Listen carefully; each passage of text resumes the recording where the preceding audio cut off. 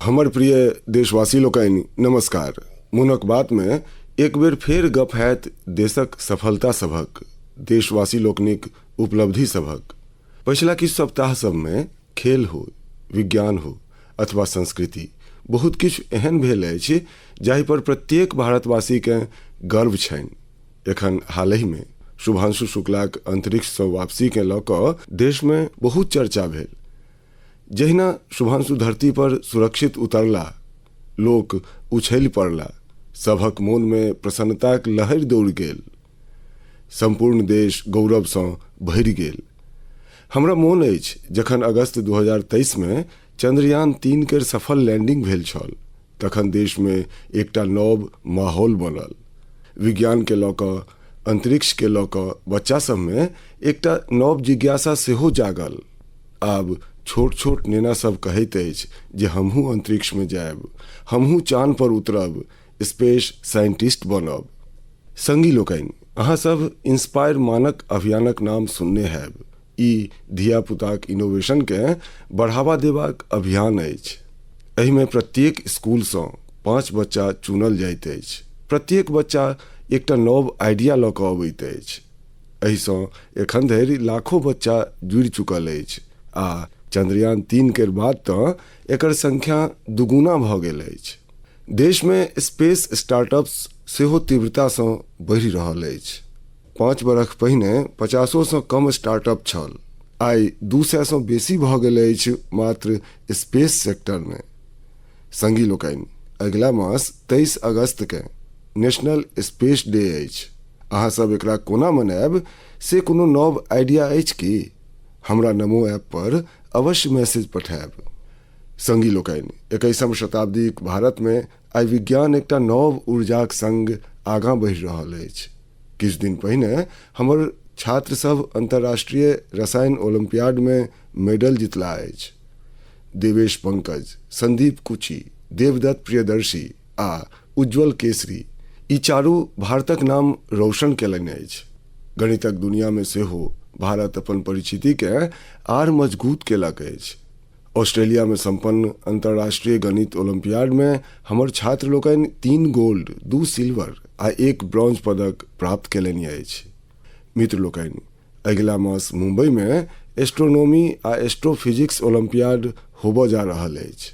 एहि में 60 सँ बेसी देश सभक छात्र औताह, वैज्ञानिक सेहो औताह। ई एखन धरिक सबसँ पैघ ओलंपियाड हैत। एक तरह देखी तो भारत आब ओलंपिक आ ओलंपियाड दुनू लेल आगाँ बढ़ि रहल अछि। हमर प्रिय देशवासी लोकनि, हमरा सबके गौरव सँ भरि देबऽ वाला एकटा आर खबरि आयल अछि यूनेस्को सँ। यूनेस्को 12 मराठा किला सबके वर्ल्ड हेरिटेज साइट्स के रूप में मान्यता देलक अछि। 11 किला महाराष्ट्र में, 1 किला तमिलनाडु में। प्रत्येक किला सँ इतिहासक एक एक पन्ना जुड़ल अछि। प्रत्येक पाथर एकटा ऐतिहासिक घटनाक गवाह अछि। सलहेरक किला, जतऽ मुगल सभक पराजय भेल छल। शिवनेरी, जतऽ छत्रपति शिवाजी महाराजक जन्म भेल। किला एहन जकरा दुश्मन भेद नहि सकै। खानदेरी किला, समुद्रक बीच बनल अद्भुत किला। दुश्मन हुनका रोकऽ चाहैत छल, मुदा शिवाजी महाराज असंभव के संभव कऽ कऽ देखा देलनि। प्रतापगढ़क किला, जतऽ अफजल खान पर विजय भेल।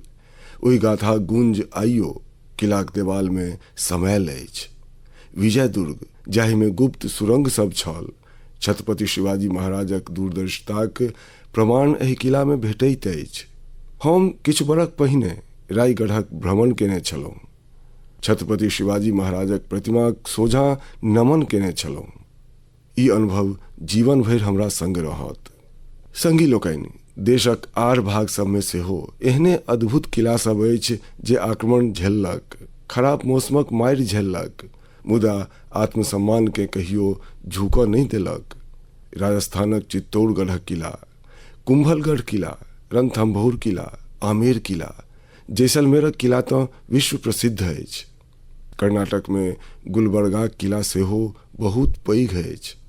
चित्रदुर्ग किलाक विशालता सेहो अहाँ सबके आश्चर्य सँ भरि देत जे ओहि समय में ई किला बनल कोना हैत।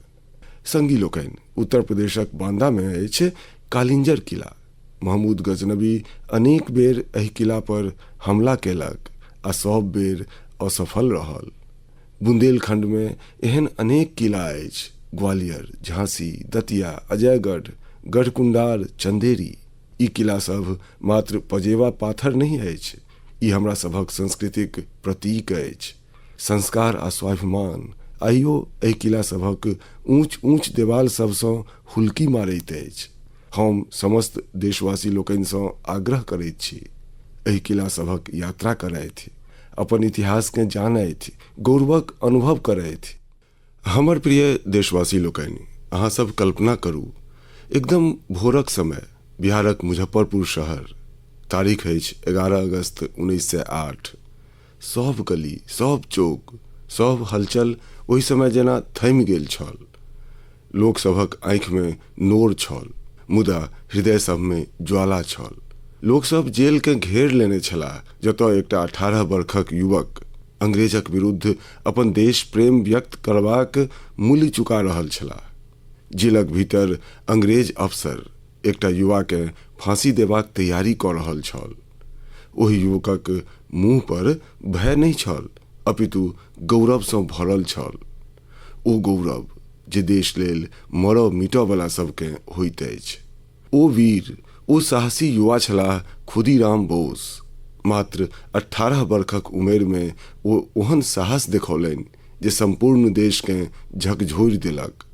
तखन अखबार सब सेहो लिखलक, खुदीराम बोस जखन फांसीक फंदा दिस बढ़ला तऽ हुनक मुँह पर मुस्की छल। एहने अनगंती बलिदान सभक बाद, शताब्दीक तपस्याक बाद हमरा सबके आजादी भेटल। देशक दीवाना सब अपन शोणित सँ आजादीक आंदोलन के पटौने छलाह। संगी लोकनि, अगस्त मास तैं तऽ क्रांतिक मास अछि। 1 अगस्त के लोकमान्य बाल गंगाधर तिलकक पुण्यतिथि होइत अछि। एहि मास 8 अगस्त के गांधीजीक नेतृत्व में भारत छोड़ो आंदोलन के आरंभ भेल छल। तखन अबैत अछि 15 अगस्त, हमर स्वतंत्रता दिवस। हम अपन स्वतंत्रता सेनानी सबके मोन पाड़ैत छी, हुनका सँ प्रेरणा पबैत छी। मुदा संगी लोकनि, हमरा सभक आजादीक संग देशक बंटवाराक टीस सेहो जुड़ल अछि। तें हमरा लोकनि 14 अगस्त के विभाजन विभीषिका स्मृति दिवस के रूप में मनबैत छी। हमर प्रिय देशवासी लोकनि, 7 अगस्त 1905 के एकटा आर क्रांतिक आरंभ भेल छल। स्वदेशी आंदोलन स्थानीय उत्पाद सब आ विशेष कऽ हैंडलूम के एकटा नव ऊर्जा देने छल। एहि स्मृति में देश प्रत्येक बरख 7 अगस्त के नेशनल हैंडलूम डे मनबैत अछि। एहि साल 7 अगस्त के नेशनल हैंडलूम डे के 10 बरख पूरा भऽ रहल अछि। आजादीक लड़ाईक समय जेना हमर खादी आजादीक आंदोलन के नव ताकति देने छल, ओहिना आइ जखन देश विकसित भारत बनबा लेल डेग आगाँ बढ़ा रहल अछि, तऽ टेक्सटाइल सेक्टर देशक ताकत बनि रहल अछि। एहि 10 बरख में देशक भिन्न भिन्न भाग में एहि सेक्टर सँ जुड़ल लाखों लोक सब सफलताक अनेक गाथा सब लिखलनि अछि। महाराष्ट्रक पैठन गामक कविता धवले पहिने एकटा छोट सन कोठली में काज करैत छली। ने स्थान छल आ ने सुविधा। सरकार सँ मदद भेटल, आब हुनकर हुनर उड़ान भरि रहल अछि। ओ 3 गुना बेसी कमा रहल छथि। स्वयं अपन बनाओल पैठनी साड़ी बेच रहल छथि। उड़ीसाक मयूरभंज में सेहो सफलताक एहने कथा अछि। एतऽ 650 सँ बेसी आदिवासी महिला लोकनि संथाली साड़ी के फेर सँ जीवित केलनि अछि। आब ई महिला सब प्रत्येक मास हजारों टाका कमा रहल छथि। ई मात्र कपड़े नहीं बना रहल छथि, अपन परिचिति गढ़ि रहल छथि। बिहारक नालंदा सँ नवीन कुमारक उपलब्धि सेहो प्रेरणादायक अछि। हुनक परिवार पीढ़ी सँ एहि काज सँ जुड़ल अछि। मुदा सबसँ नीक बात ई जे हुनकर परिवार आब एहि क्षेत्र में आधुनिकताक सेहो समावेश केलक अछि। आब हुनकर बच्चा सब हैंडलूम टेक्नोलॉजीक पढ़ाई कऽ रहल छथि, पैघ ब्रांड्स में काज कऽ रहल छथि। ई परिवर्तन मात्र एकहि परिवारक नहीं अछि, ई लग पासक अनेक परिवार सबके आगाँ बढ़ा रहल अछि। संगी लोकनि, टेक्सटाइल भारतक मात्र एकटा सेक्टर नहीं अछि, ई हमर सभक सांस्कृतिक विविधताक उदाहरण अछि। आइ टेक्सटाइल आ एपरल मार्केट बहुत तेजीसँ बढ़ि रहल अछि आ एहि विकासक सबसँ सुन्दर गप ई अछि जे गाम सभक महिला लोकनि, शहर सभक डिजाइनर, बुजुर्ग बुनकर आ स्टार्टअप आरंभ करयवला हमर युवा सब मिलि कऽ एकरा आगाँ बढ़ा रहल छथि। आइ भारतमे 3000सँ बेसी टेक्सटाइल स्टार्टअप सक्रिय अछि। कतेको स्टार्टअप्स भारतक हैंडलूम परिचितिकेँ विश्वक उचास देलक अछि। संगी लोकनि, 2047 के विकसित भारतक बाट आत्मनिर्भरतासँ भऽ कऽ निकसैत अछि आ आत्मनिर्भर भारत के सबसँ पैघ आधार अछि वोकल फॉर लोकल। जे वस्तु भारतमे बनल होय, जकरा बनेबामे कोनो भारतीयक पसेना बहल होय, सएह किनैत आ वएह बेचैत। यह हमरा लोकनिक संकल्प हेबाक चाही। हमर प्रिय देशवासी लोकनि, भारतक विविधताक सबसँ सुन्दर झलकी हमर सभक लोकगीत आ परंपरा सबमे भेटैत अछि आ एकरे हिस्सा होइत अछि हमर सभक भजन आ हमर सभक कीर्तन। मुदा की अहाँ सब कहियो सुनने छी जे कीर्तनक माध्यमे फॉरेस्ट फायरक प्रति लोक सबके जागरूक कयल जाय? संभवतः अहाँ सबके विश्वास नहीं होय, मुदा उड़ीसाक क्योंझर जिलामे एकटा अद्भुत काज भऽ रहल अछि। एतय राधा कृष्ण संकीर्तन मंडली नामक एकटा टोली अछि। भक्तिक संग संग ई टोली आइ पर्यावरण संरक्षणक सेहो मंत्र जपि रहल अछि। एहि डेगक प्रेरणा छथि प्रमिला प्रधान जी। जंगल आ पर्यावरणक रक्षा लेल ओ पारंपरिक गीत सबमे नव बोल जोड़लनि, नव संदेश जोड़लनि। हुनक टोली गाम गाम गेल, गीत सभक माध्यमसँ लोक सबके बुझौलनि जे जंगल में लगयवला आगिसँ कतेक नुकसान होइत अछि। ई उदाहरण मोन पाड़ैत अछि जे हमर सभक लोक परंपरा सब कोनो बीतल युगक वस्तु नहीं अछि। एहिमे आइयो समाजके दिशा देबाक शक्ति अछि। हमर प्रिय देशवासी लोकनि, भारतक संस्कृतिक बहुत पैघ आधार हमरा सभक पाबनि आ परंपरा सब अछि। मुदा हमर संस्कृतिक जीवंतताक एकटा आर पक्ष अछि। ई पक्ष अछि अपन वर्तमान आ इतिहासकेँ डॉक्यूमेंट करैत रहब। हमर सभक असली ताकति ओ ज्ञान अछि जकरा सदियोसँ पांडुलिपि सभक रूपमे सहेजल गेल अछि।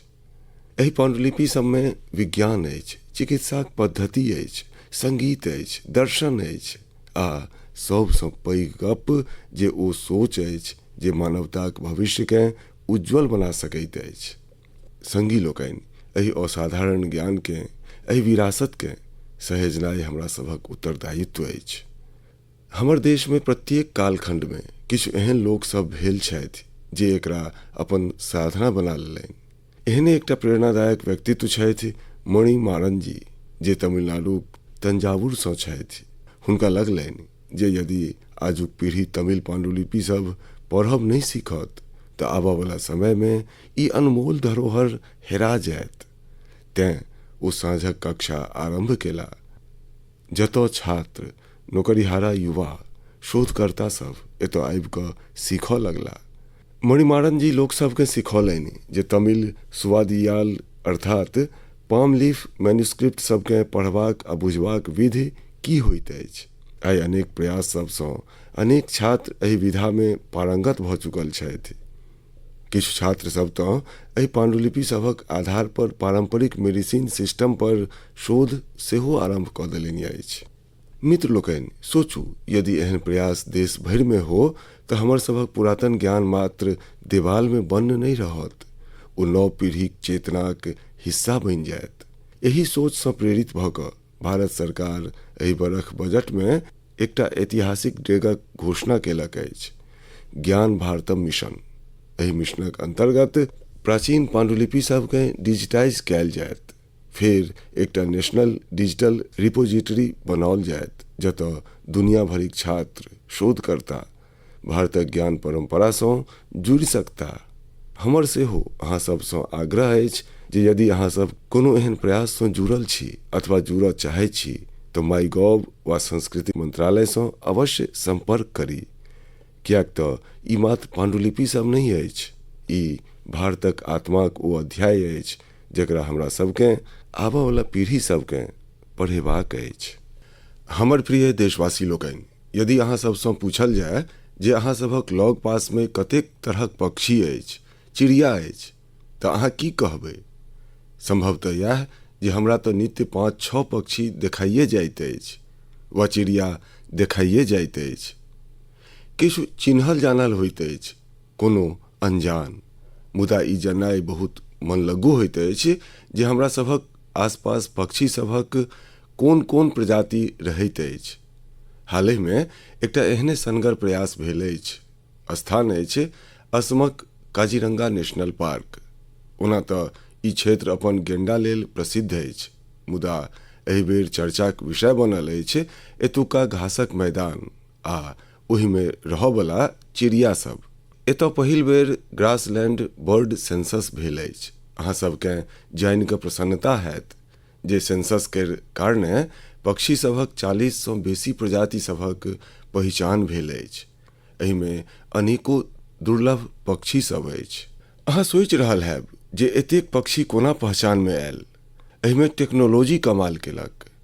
सेंसस केनिहार टीम आवाज रिकॉर्ड करयवला यंत्र लगौलनि, फेर कंप्यूटरसँ ओहि आवाजक विश्लेषण कैल, AI केर उपयोग कैल।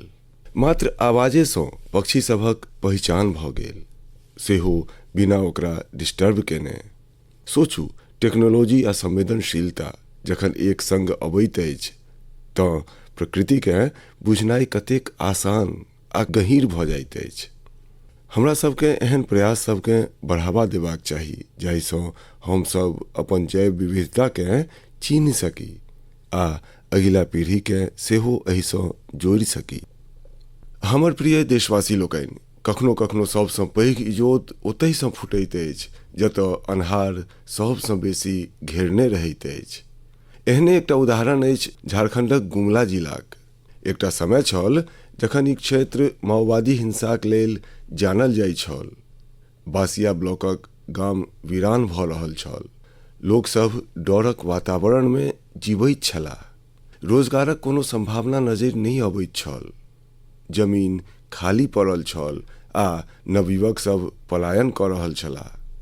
मुदा तखन परिवर्तनक एकटा बहुते शांत आ धैर्यसँ भरल शुरुआत भेल। ओम प्रकाश साहूजी नामक एकटा युवक हिंसाक बाट छोड़ि देला। ओ माछ पोसब आरंभ केला। तकर बाद अपना सन अनेको संगी सबकेँ सेहो एकरा लेल प्रेरित केलनि। हुनक एहि प्रयासक असरि सेहो भेल। जे पहिने बंदूक पकड़ने छलाह से आब माछ पकड़यवला जाल पकड़ने छथि। संगी लोकनि, ओम प्रकाश साहूजीक शुरुआत सहज नहीं छल। विरोध भेल, धमकी सेहो भेटल, मुदा हौस नहीं टूटल। जखन प्रधानमंत्री मत्स्य संपदा योजना आयल तऽ हुनका नव ताकत भेटलनि। सरकारसँ प्रशिक्षण भेटलनि, पोखरि बनेबा में मदति भेटलनि आ देखैत देखैत गुमला में मत्स्य क्रांतिक सूत्रपात भऽ गेल। आइ बासिया ब्लॉकक 150 सँ बेसी परिवार माछ पालनसँ जुड़ि चुकल अछि। कतेको तऽ एहन लोक छथि जे कहियो नक्सली संगठन में छलाह, आब ओ गामे में सम्मानसँ जीवन जीवि रहल छथि आ दोसरके रोजगार दऽ रहल छथि। गुमलाक ई यात्रा हमरा लोकनिके सिखबैत अछि यदि बाट सही होय आ मोन में भरोस होय तऽ सबसँ कठिन परिस्थिति में सेहो विकासक दीप जरि सकैत अछि। हमर प्रिय देशवासी लोकनि, की अहाँ सब जनैत छी जे ओलंपिक केर बाद सबसँ पैघ खेल आयोजन कोन होइत अछि? एकर उत्तर अछि world police and fire games. विश्व भर केर पुलिसकर्मी, फायर फाइटर्स, सिक्योरिटी से जुड़ल लोक, हुनका सभक बीच होबयवला स्पोर्ट्स टूर्नामेंट। एहि बेर ई टूर्नामेंट अमेरिका में भेल आ एहिमे भारत इतिहास रचि देलक। भारत लगभग 600 मेडल जीतलक। 71 देश सभमें सँ हमरा लोकनि टॉप 3 में पहुँचलहुँ। ओहि वर्दीधारी सभक मेहनति रंग अनलक जे दिन राति देश लेल ठाढ़ रहै छथि। हमर ई संगी सब आब खेलक मैदान में सेहो झंडा बुलंद कऽ रहला अछि। हम समस्त खिलाड़ी आ कोचिंग टीम के बधाई दैत छी। ओना अहाँ सब लेल ई जानब दिलचस्प हैत जे 2029 में ई गेम्स भारत में हैत। विश्व भरिक खिलाड़ी सब हमर देश औता, हम हुनका भारतक अतिथि सत्कार देखायब, अपन खेल संस्कृति सँ परिचित करायब। संगी लोकनि, विगत दिन हमरा कतेको युवा एथलीट्स आ हुनक माता पिताक संदेश भेटल अछि। एहिमे खेलो भारत नीति 2025 केर खूब प्रशंसा कयल गेल अछि। एहि नीतिक लक्ष्य स्पष्ट अछि, भारत के स्पोर्टिंग सुपर पावर बनेनाइ। गाम, गरीब आ बेटी एहि नीतिक प्राथमिकता अछि। स्कूल आ कॉलेज आब खेल के दिनचर्याक जिंदगीक हिस्सा बनायत। खेल सबसँ जुड़ल स्टार्टअप्स, खाए ओ स्पोर्ट्स मैनेजमेंट होय वा मैन्युफैक्चरिंग से जुड़ल होय, हुनका सब तरहक मदद कयल जायत। सोचू, जखन देशक युवा स्वयं के बनाओल रैकेट, बैट आ बॉल के संग खेलायत तऽ आत्मनिर्भरताक मिशन के कतेक बेसी ताकत भेटत। संगी लोकनि, खेल टीम स्पिरिट उत्पन्न करैत अछि।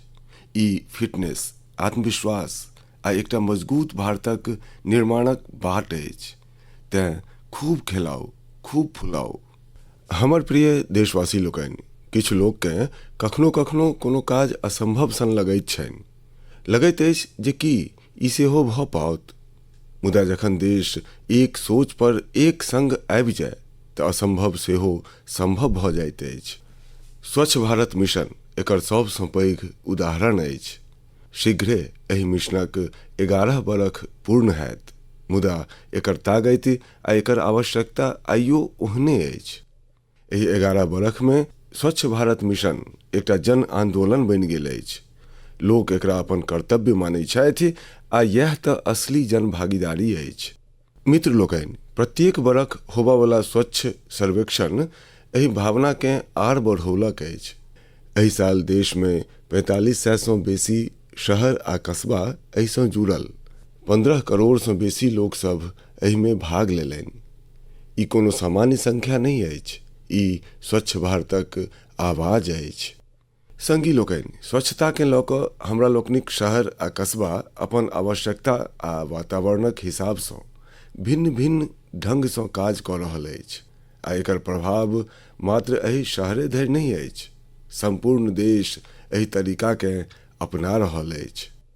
उत्तराखंडक कीर्तिनगरक लोक सब पहाड़ सब में वेस्ट मैनेजमेंट के नव उदाहरण कायम कऽ रहल छथि। एहिना बेंगलुरु में टेक्नोलॉजी सँ ऑर्गेनिक वेस्ट मैनेजमेंटक काज भऽ रहल अछि। अरुणाचल में एकटा छोट सन शहर रोइंग अछि। एक समय छल जखन एतऽ लोक सभक स्वास्थ्यक सोझाँ वेस्ट मैनेजमेंट बहुत पैघ चुनौती छल। एतुका लोक सब एकर जिम्मेदारी लेलनि। ग्रीन रोइंग इनिशिएटिव शुरू भेल आ फिर रिसाइकिल्ड वेस्ट सँ पूरा एकटा पार्क बना देल गेल। एहिना कराड में, विजयवाड़ा में वाटर मैनेजमेंट के कतेको नव उदाहरण बनल अछि। अहमदाबाद में रिवर फ्रंट पर सफाई सेहो सभक ध्यान आकृष्ट केलक अछि। मित्र लोकनि, भोपालक एकटा टीमक नाम अछि सकारात्मक सोच। एहि में 200 स्त्री सब छथि। ई ने मात्र सफाई करै छथि, सोच सेहो बदलैत छथि। एक संग मिल कऽ शहरक 17 पार्क सभक सफाई केनाइ, कपड़ाक झोरी बँटनाइ, हिनका लोकनिक प्रत्येक डेग एकटा संदेश अछि। एहने प्रयास सभक कारणे भोपाल सेहो आब स्वच्छ सर्वेक्षण में बहुत आगाँ आबि गेल अछि। लखनऊ के गोमती नदी टीमक चर्च सेहो आवश्यक अछि। 10 बरख सँ प्रत्येक रवि बिना थकने, बिना रुकने एहि टीमक लोक सब स्वच्छता काज में जुटल छथि। छत्तीसगढ़क बिल्हाक उदाहरण सेहो सनगर अछि। एतऽ महिला लोकनि के वेस्ट मैनेजमेंटक प्रशिक्षण देल गेल आ ओ सब मिल कऽ शहरक चित्रे बदलि देलनि। गोवाक पणजी शहरक उदाहरण सेहो प्रेरक अछि। ओतऽ कचरा के 16 कैटेगरी में बाँटल जाइत अछि आ एकर नेतृत्व सेहो महिले कऽ रहल छथि। पणजी के तऽ राष्ट्रपति पुरस्कार सेहो भेटल अछि। संगी लोकनि, स्वच्छता मात्र एक समयक, एक दिनक काज नहीं अछि। जखन हमरा लोकनि साल में प्रत्येक दिन, प्रत्येक क्षण स्वच्छता के प्राथमिकता देबै, तखने देश स्वच्छ रहि सकत। मित्र लोकनि, सावनक फुहारक मध्य देश एक बेर फेर पावनि सभक रौनक सँ सजऽ जा रहल अछि। आइ हरियाली तीज अछि, फेर नाग पंचमी आ रक्षाबंधन, फेर जन्माष्टमी, हमरा सभक नटखट कान्हाक जन्मक उत्सव। ई सब पावनि एतऽ हमरा लोकनिक भावना सबसँ जुड़ल अछि। ई हमर प्रकृति सँ जुड़ाव आ संतुलनक सेहो संदेश दैत अछि। अहाँ सबके एहि पावन पर्व सभक बहुत रास शुभकामना। हमर प्रिय देशवासी लोकनि, अपन विचार आ अनुभव साझा करैत रही। अगिला मास फेर भेटब देशवासी लोकनिक किछु आर नव उपलब्धि आ प्रेरणा सभक संग। अपन ध्यान राखू। बहुत बहुत धन्यवाद।